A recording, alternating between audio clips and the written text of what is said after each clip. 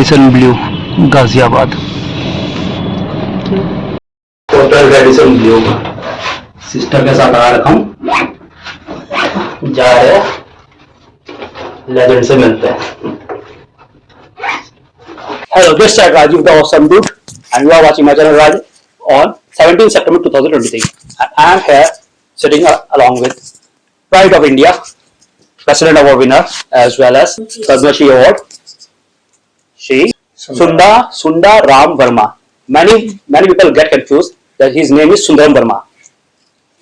Actual में क्या है कि बहुत फास्ट लोग बोल नहीं पाते, प्रोनाउंस नहीं कर पाते। कि दिक्कत ये हो जाती है कि लोग सोचते हैं सुंदा राम वर्मा, तो बोलने में थोड़ी दिक्कत है, लोग फास्ट बोल देते हैं सुंदरम वर्मा। जब पहली बार मैंने भी सुना था मुझे भी लगा था कि ये तो साउथ इंडियन नाम है, एक्चुअल में लोग फास्ट बोल देते हैं। तो ये अंकल, तो अच्छा अंकल आप बताओ आप बताओ कि 1 लीटर पानी का जो इनोवेशन है, जो पूरा पेड़ जो सबने देखा है, तो मेरे दोस्त भी जानना चाहते हैं, उन्होंने रिक्वेस्ट किया कि एक यूट्यूब वीडियो बनाने के लिए, तो क्या उसमें क्या है? देखिए ऐसा है कि पहले तो ये मैं थोड़ा बताऊं कि जो से दिल्ली का बरसात है 60 सेंटीमीटर 60 सेंटीमीटर बरसात का मतलब ये है कि हर वर्ग मीटर पर 600 लीटर पानी बरसता है। अब 600 लीटर की जो मात्रा एक वर्ग मीटर पर जो मात्रा है वो बहुत ज्यादा है, कोई कम नहीं है, साधारण नहीं है वो। पहली बात तो है कि ये जमीन में जाए और जमीन में जाने के बाद में फिर ये जमीन में कंजर्व हो, तो फिर पानी को अलग देने की आवश्यकता नहीं है किसी भी पेड़ को। तो इसके लिए हम क्या करते हैं कि पहला तो ये है कि ये पानी का लेता कहाँ से है और जमीन में जो पानी अवशोषित होता है वो जाता कहाँ है।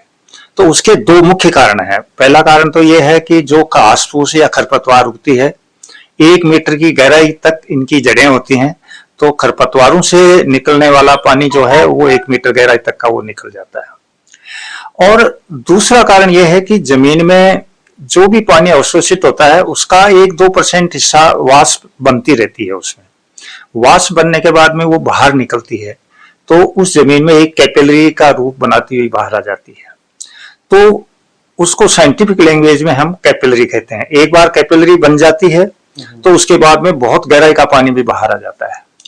तो कैपिलरी एक्शन से और खरपतवारों से या वीड से निकलने वाला जो पानी का जो नुकसान होता है उसको हम हटा दें, तो फिर उस जमीन में कोई भी पौधा लगाओ उसको पानी की जरूरत नहीं है। तो हम क्या करते हैं कि जैसे पहला अच्छा मानसून आता है, आमतौर पे जुलाई में होता है, तो उसमें 5-6 दिन में घास उग जाती है और 5-6 दिन बाद में जैसे ही मानसून पहला आता है तो उसके बाद में थोड़ा गैप लगता है, उसमें एक गहरी जुताई कर देते हैं।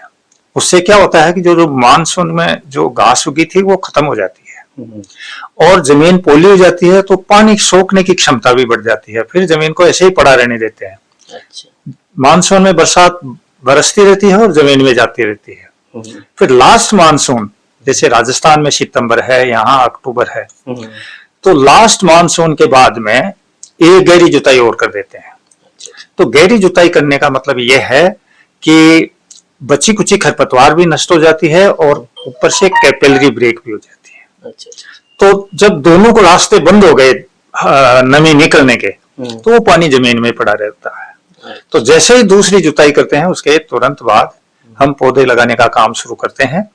पौधा लगाने के लिए 4-5 इंच लंबा चौड़ा और 1.5 फीट गहरा गड्ढा खोदते हैं और तुरंत खड्डा खोदने के तुरंत बाद जब पौधा लगाते हैं तो 1 फीट नीचे का हिस्सा गड्ढे का, 1.5 फीट में 1 फीट तो पानी ये पौधा लगाने में कवर हो जाता है और बाकी 6 इंच जो बचता है उसमें 1 लीटर पानी डाल देते हैं।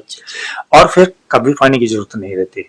और 5-6 दिन बाद में, जैसे पौधा लगा दिया 5-6 दिन बाद में गड्ढे में पानी दिया है हमने, तो वो एक पपड़ी आ जाती है ऊपर, तो पपड़ी आ जाती है, मिट्टी जम जाती है, तो कैपिलरी एक्शन शुरू हो जाता है उसमें। तो इसलिए पौधा लगाने के 5-6 दिन बाद में उस पपड़ी को हल्की निराई गुड़ाई करके तोड़ देते हैं। तो उससे कैपिलरी ब्रेक भी हो जाती है, घास उसमें पहले से नहीं है और उस चीज को कभी पानी देने की जरूरत नहीं है। बहुत ही बढ़िया तरीका है, मतलब कि ग्राउंड के नीचे, ग्राउंड लेवल के नीचे एक टाइप का स्पंज बन जाता है। बहुत ही इनोवेटिव तरीका। थैंक्स, बहुत अच्छा लगा आपसे मिलके। और आप देख रहे हो मेरा channel Rajiv the awesome dude. Have a nice day.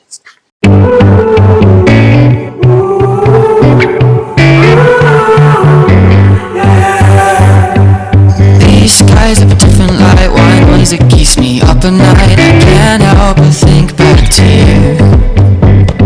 I wish that I could find a face that I would recognize and replay the memory of you.